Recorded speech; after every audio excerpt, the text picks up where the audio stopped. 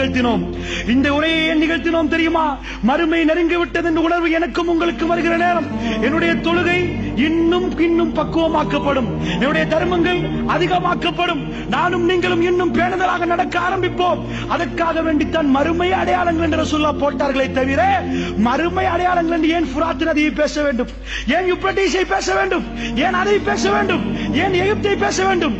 இவைகள் எல்லாம் ஏன் பேசுகிறார்கள் என்றால் இவைகள் ஒவ்வொன்றும் சான்று அல்லாஹ்வுடைய நல்லடியார்களே.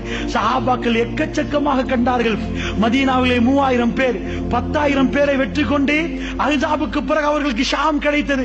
உமர் பின் கத்தாபுடைய காலத்தில் உலகமே அவர்கள் கையிலே கிடைத்தது. ரசூலுல்லாஹ் சொன்ன வார்த்தைகள் அத்தனையும் அவர்கள் கண்களால் பார்த்தார்கள்.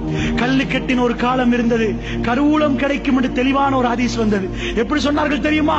பாரசீக மன்னருடைய அந்த பணம் இந்த அதாவது இஸ்லாமிய மார்க்கத்துக்காக வேண்டி செலவழிக்கப்படும் என்றால் ரசூலுல்லாஹ் கண்ணு முன்னாடி செலவழிக்கப்பட்டது.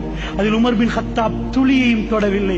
சுப்ஹானல்லாஹ், ஒரு எம்பயர், ஒரு ராஜ்யத்தை பார்த்து இதில் உள்ள கருவூலங்கள் அத்தனையும் அல்லாஹ்வுடைய பாதைகளை ஃபீ சபீலில்லாஹ், அல்லாஹ்வுடைய பாதையில் செலவழிக்கப்படும் என்றால் கண்ணு முன்னாடி அது நடந்தது என்றால் அவர்களுக்கு எப்படி இருந்திருக்கும்? அல்லாஹ்வுடைய தூதர் நாமசித்து பேசி அத்தனை வார்த்தைகளையும் கண்ணால் கண்டால் அவர்கள் அத்தனை உணர்வு பூர்வமாக பார்த்தால் இவைகள் எல்லாம் யாருக்கும் சந்தேகப்படாமல் உணர்வு இவைகள் அத்தனையும் இந்த சம்பவங்கள் அத்தனையும் என்னையும் உங்களை மறுமைக்கு தள்ளுகிறது என்றால் ரசூலுல்லாஹி ஸல்லல்லாஹு அலைஹி வஸல்லம் சொன்னார்கள், வஜா ரப்புக, அல்லாஹ் ரப்புல் ஆலமீன் வருவான், வஜா ரப்புக வல் மலக்கு ஸஃபன் ஸஃபா, மலக்குமார்கள் எல்லாம் அணிவகுத்து நிற்பார்கள்.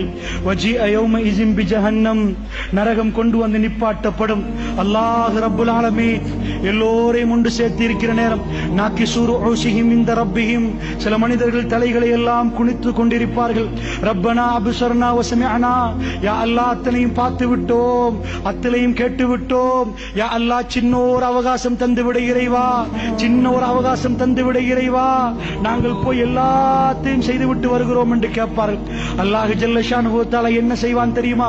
வம்தாசுல் யௌம அய்யுஹல் முஜ்ரிமூன், பாவிகளே விலகி விடுங்கள் என்று அல்லாஹ் ரப்புல் ஆலமீன் சொல்லுவான். பாவிகளே விலகி விடுங்கள். முஸ்லிம்கள் முஃமின்கள் எல்லாம் ஒரு பகுதியாகும், காஃபிர்கள் எல்லாம் இன்னொரு பகுதியாகும். அப்படியே விலகி விடுவார்கள். ரசூலுல்லாஹ் சொன்னார்கள், யா நப்சி யா நப்சி யா நப்சி, என்னுடைய ஆன்மாவை என்னுடைய ஆன்மாவை என்று எல்லோரும் நிர்வாணமாக ஓடி அல்லாஹ்வுடைய சன்னிதானத்துக்கு வருகிற நேரம் அல்லாஹ் ஜல்ல ஷானுஹு தஆலா தீர்ப்பு கொடுப்பான். தனிப்பட்ட ரீதியிலே ஒவ்வொரு மனிதனுக்காக ஒவ்வொன்றாக துருவி துருவி விசாரித்து அல்லாஹ் ரப்புல் ஆலமீன் தீர்ப்பு கொடுப்பான்.